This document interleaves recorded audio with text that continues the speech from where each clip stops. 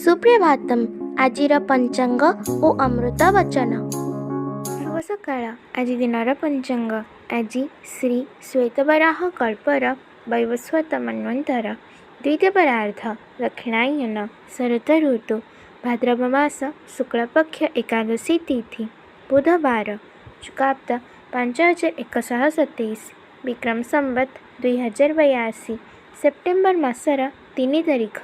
ଆଜି ଦିନଟି ସମସ୍ତଙ୍କ ପାଇଁ ମଙ୍ଗଳମୟ ହେଉ, ଈଶ୍ୱରଙ୍କ ନିକଟରେ ବିନମ୍ର ପ୍ରାର୍ଥନା।